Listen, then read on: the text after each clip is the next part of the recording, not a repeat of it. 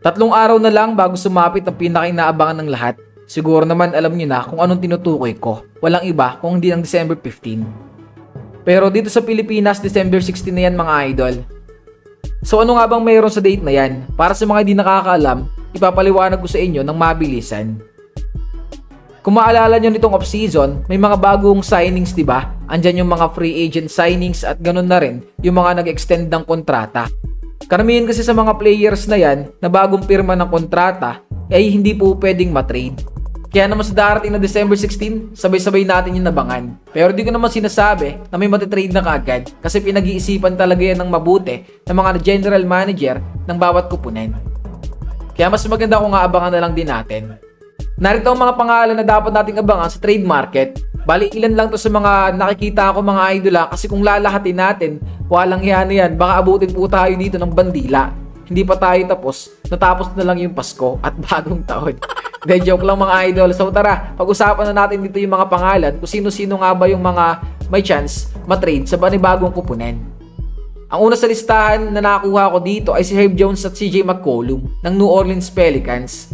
As of now, nasa pinakaibaba sila ng listahan itong kupunan ng Pelicans kaya hindi malabo na gumalaw talaga sila sa darating na trade deadline.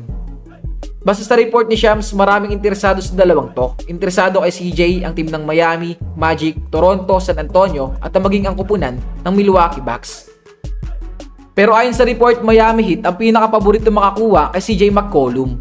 Samantala, interesado naman kay Jones ang team ng Dallas, Memphis, Rockets, Lakers, OKC, Clippers, Indiana at maging ang Miami Heat.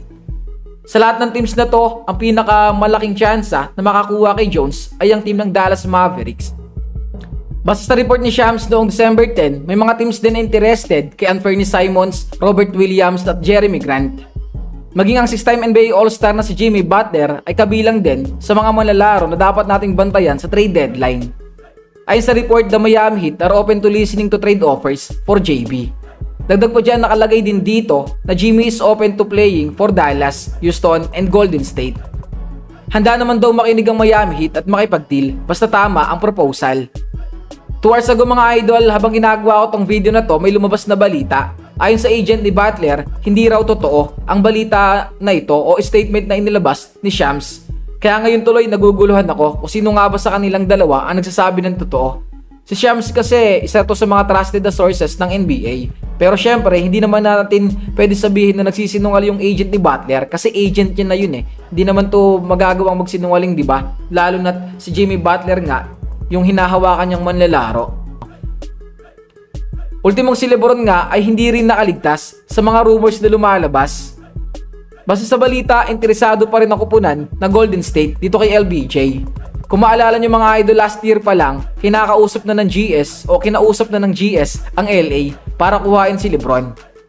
Well, sinabi naman mismo ni LBJ na mananatili siya dito sa Purple and Gold. Subalit ngayong season nga, heto na naman, ang GS umaasa na makakuha ang all-time leading scorer na si LeBron.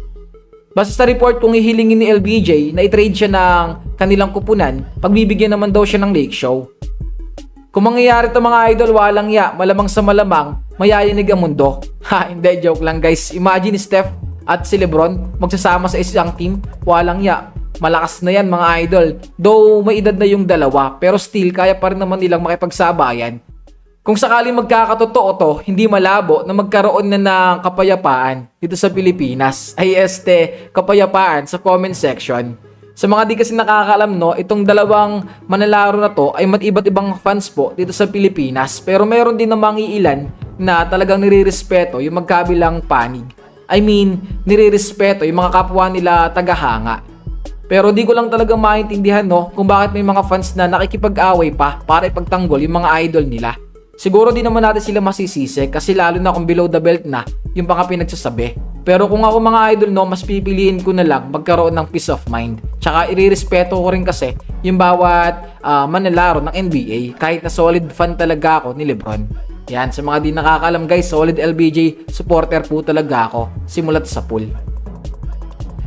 Tsaka isipin nyo no, itong dalawa nga na to ay talagang masasabi nating magkaibigan sa tunay na buhay. Magkalaban sila sa court, yes, pero pagdating po ng off the court, talaga makikita natin yung respeto ng bawat isa. Kaya naman sana ganun din tayo mga idol, no, para kahit paano makita natin na malinis or maganda yung comment section. Walang yan, madalas kasi halos nagbabangayan eh. Mga keyboard warrior lang naman, lalo na tong mga haters ni Lebron. Oh my! Kay mga idol, kung kayo ang tatanungin, ano sa tingin nyo? Kung sakali ba magsama si Curry at LBJ sa isang team, kaya hindi lang makakuha ang kampiyonato? Magkomento lang dyan sa may comment section at babasahin natin yan. Maraming salamat sa solid na suporta nyo mga idol. It's your boy King Jan. I'm out.